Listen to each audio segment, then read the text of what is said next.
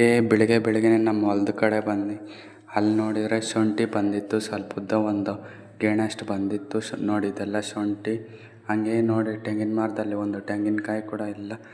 ಹಂಗೇ ಬನ್ನಿ ಹೂಕೋಸು ಹೊಲ್ದಕ್ಕೆ ನಮ್ಮ ಅಂಕಲ್ ಏನೋ ಮಾಡ್ತಾಯಿದ್ನು. ಹಂಗೇ ಹತ್ರಕ್ಕೆ ಹೋದ್ನಿ, ನೋಡಿದ್ರೆ ಮೊದ್ದೊಯ್ತಾಯಿದ್ನು. ನೋಡಿ ಇದೆಲ್ಲ ಹೂಕೋಸು ನೋಡಿ ಮೊದ್ದೊಯ್ತಾವ ನಮ್ಮ ಅಂಕಲ್ಲು. ಎಷ್ಟು ಮೊದ್ದೊಯ್ದ್ರೇನೋ ಇದು ನೋಡು ಹುಳುಗಳು ಎಷ್ಟು ಬೀಳ್ತೈತೆ ಇದ್ರಕ್ಕೆ.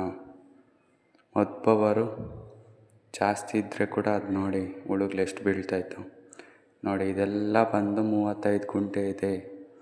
ಇದ್ರಕ್ಕೆ ಹೂಕೋಸು ನಾರು ಉಳಿರೋದು 16,000 ನಾರು ನೋಡಿ. ಇದೆಲ್ಲ ಮೊದ್ದಲು ನೋಡಿ ಎಷ್ಟೊಯ್ದೈತೆ, ಎಷ್ಟು ಮೊದ್ದೊಯ್ದ್ರೇನು ನೋಡಿ ಹೆಂಗೈತೆ ಹೂಕೋಸು ನೋಡಿ. ಮದ್ದು ಕಳಿಸಿರೋದು ಇನ್ನು ಸ್ವಲ್ಪ ಐತೆ ಒಯ್ಬೇಕು. ಹಂಗೇ ನಾನು ಬಂದೆ ತೆಂಗಿನ ಮರ ಹತ್ರ ಮೇಲೆ ನೋಡಿದರೆ ಯಾವುದೋ ರಾಕೆಟ್ ಹೋಗಿತ್ತು. ಎಲ್ಲಿಂದ ಎಲ್ಲಿಗೆ ಹೋಗಿರೋದು ಅಂತ ಕೂಡ ಗೊತ್ತಿಲ್ಲ. ಏನಾದರೂ ಗೊತ್ತಿರೋ ಕಮೆಂಟ್ ಮಾಡಿ.